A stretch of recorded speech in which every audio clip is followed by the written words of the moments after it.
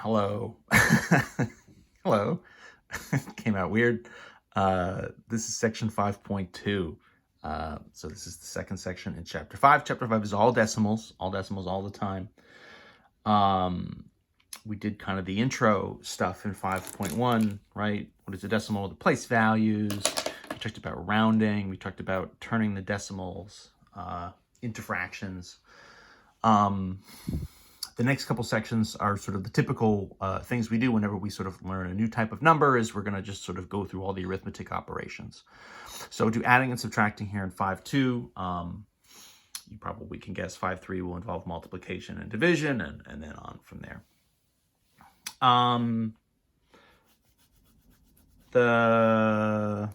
Let's start with, so the first thing, in the book, it's adding and subtracting, but they also do some estimation work. I think what I'll do is I'll do just the adding and subtracting first, and then I'll talk a little bit about the estimation also. So to add or subtract decimals, all we're going to do is stack the numbers, line up the decimal points / place values, and, essentially add or subtract normally. Just do the normal stuff we would always do. Essentially, we just have extra place values now. So it's going to be this same kind of borrowing and carrying routine. We just have, kind of extra place values to account for. But as long as we just sort of line everything up, right? Get the ones over the ones, the tens over the tens, and then of course the tenths and the hundredths and the thousandths, all the decimal places stacked over top of each other, should be good to go. You're going to be tempted, after this section, to anytime you see decimal, to just sort of throw it into a calculator. To a certain extent, after this class, that's okay. You want to just be able to sort of do it by hand in a pinch, if for whatever reason you don't have access, or in theory, if it's just sort of smaller numbers, when it's not particularly long, you want to be able to just sort of pop it down on paper real fast and do the calculation. Calculator's a great tool, but it's only as good as the person using it. So you got to make sure you actually know what you're doing to make the most of it. So let's add 32.461. Let's add it to, 17 point. Well, I tell you what, let's do it to just 17.05. So we'll sort of start off with something that maybe is a little bit unexpected, which is, well, you could add two decimals, but what if the number of decimals doesn't even line up at all? And the answer there is, that's fine. It doesn't particularly matter. What we're going to do, right, is stack them. So I'll put the 32.461 on top. That, in theory, there's not really... I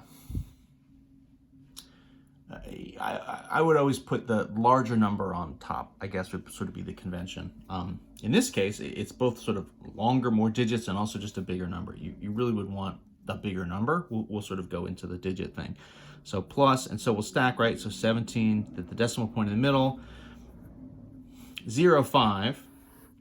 And then you might say, well, we're missing a value here, right? This sort of 1 is adding to nothing. And in fact, that's exactly true. So we sort of mentioned this in one of the previous videos, but with a decimal, as you go into these decimal place values, in theory, there are as many zeros as you want after your last sort of decimal digit. You could sort of put 10 zeros. You could put 100 zeros. You could put 1,000,000 zeros.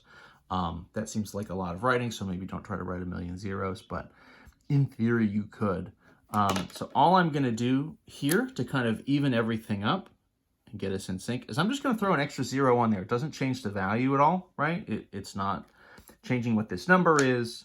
It's purely just like a placeholder that we can use to even everything up and kind of just set us up. We're adding here, so we'll just go in rows, right? So 1 and the 0 is 1. 6 and the 5 is 11, so we'll carry the 1 up. 1 and the 4 and the 0 would be 5. The decimal just drops down to the exact same place. Adding 2 and the 7 is 9, and the 4 and the 1 is 4. So this is going to be 49.511. So 49 and 511 thousandths, right? Ends in the third decimal place. Subtraction. Do whatever. I'll tell you what, let's do like 4.608 minus 2.824 or something. Okay, the basic idea again is going to be stack it, right? Adding, subtracting, we're just going to stack. This is, right, sort of a larger number minus a smaller number, so we're going to get a positive out of this. This should just be subtraction. We can just sort of stack and set up without any real issues. I didn't play any games with the number of decimal places we have here. So 4.608 minus 2.824. You can sort of start to see, if you look ahead a little bit, we're going to need to do a little bit of borrowing. That's okay. That's totally fine. It happens. 8 minus the 4 is 4. 0 minus the 2. Okay, so now we're into the borrowing situation. So I've got to go, 0, I need this to be a 10, which means I'm borrowing here from the 6 and dropping it to a 5. 10 minus the 2 would be 8, but now I'm saying, okay, well, 5 minus the next one is an 8. Also not big enough, so I got to move up another one and borrow from the 4. So we'll go from 5 to 15. 15 minus the 8 would be 7. Decimal place just drops. The decimal place is not shifting at all. Everything is sort of staying lined up. The key here, really more than anything else, is just making sure that you're being very organized when you sort of write this out. Trying to get anything kind of angled or out of sync, you want to line it up really sort of nice and straight. 3 minus the 2 is a 1. So our final here is 1.784. If you find yourself writing and things are getting a little bit disorganized, one thing to do, get some just like small graph paper. You can even just like print it. I believe literally if you Google printable graph paper, you can get a site called freegraphpaper.com. So you can kind of download what would be a PDF of different types of graph paper and just print out as many sheets as you want. So doing that can be a tool to sort of help you get everything lined up. What would some of this, I'm trying to think, the estimation stuff that they are asking, they don't necessarily just have it in the homework, that it's purely just adding and subtracting. That would be what we were just doing. I'll do a couple more examples of that regardless. But in the homework, sometimes what they ask you to do a little bit beforehand is do an estimation of what you might end up with first, sort of estimate the answer. That's sort of a version of rounding, and I think a lot of times in the homework that's sort of coming from slightly larger numbers. Sure, I'm going to kind of mimic one of the ones from the homework.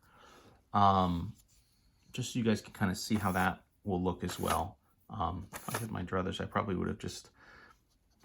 the estimation stuff is good, and I think estimating with decimals is good, but the way they're doing it, they're sort of having you estimate out in the whole numbers. They're kind of having you do an informal sort of round it to the tens place, versus if I was doing decimal estimations, I might be sort of rounding to the whole number or even to the first decimal place or something. So in any event, I have just a small, whatever, kind of a minor gripe with how they're sort of setting it up. Let's do negative 39 point, let's do 81 plus 321 point, I don't know,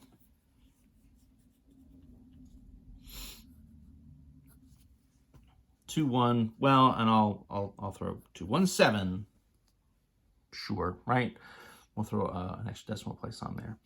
So, you know, what they have there is sort of estimate the sum here. Technically, this is an addition problem. It's a negative plus a positive, so we're really going to end up setting this up as a subtraction problem. But formally, it's a sum. It's an addition. So in theory, right, what they're giving you in the homework is they're giving you options that would be like numbers that have been rounded to the tens place. So this is going to be kind of multiple choice on the homework. And they're sort of rounded to the tens. So, you know, for us, what would that mean? Well, you know, adding to the sort of second whole number values. So negative 39, you know, the estimation here, that would be kind of like a negative 40 plus, you know, 3, 2, 1. So this is sort of 1 rounding this to the 2. This would sort of be compared to a 320. So the estimation move here is this sort of a rounding thing. Again, I don't mean to sort of give this short shrift, but you know, the way they're doing it, I don't love it, but you have to sort of have it in here to get these just regular addition problems. So from here, you can kind of just mentally say, well, so this is really right, you know, the same as, right, a 320 minus a 40, which would end up as 280, right? This would be 12. So the estimation here is 280. You know, that's not totally useless. I mean, that's helpful in as much as it gives us a sense for where we should end up with our final answer. But, you know, I think overall, again, the way they're kind of doing it, I would rather they say, you know, estimate by rounding to such and such a place and sort of adding or subtracting. That to me is just a little bit of a better version of how to answer that question. In any event, so let's go back to doing it and finding the real value. What we would do here, you know, this does give us the idea that, it, you know, minus this plus this. So this is really, in fact, right, 321.217 minus the 39.81. So when we stack this, we'll set it up that way.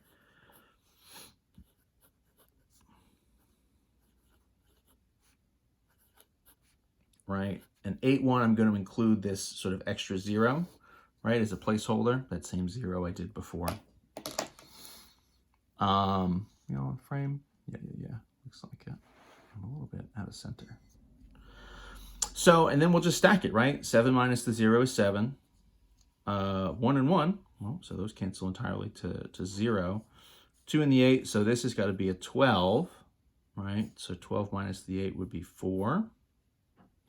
Decimal comes down. I borrowed, so then that's right. To get that to be 12, then that drops that from 1 to 0. Of course, then I'm also going to have to borrow and make that a 10. Borrow from the 2. 10 minus the 9 is going to be 1. Now this is just a 1 minus the 3. Again, not enough. So that's got to be 11 minus the 3 is 8, and I borrowed from the 3 up top is 2. So 281.407. You can see that, you know, compared to our estimate, pretty close. So not too bad as far as estimates go. You know, again, in theory, if you were rounding to a decimal place to get an estimate or something like that, you would get a slightly different answer. But the idea is you're sort of in this ballpark.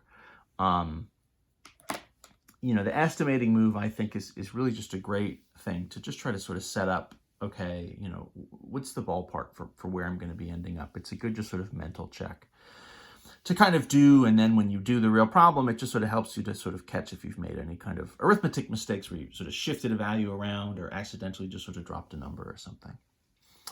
But that's the basics of it, adding and subtracting decimals. That's really what we've got. I'll do one more sort of short video here, just a little bit of a like terms sort of thing, algebraic expressions. So that'll be next.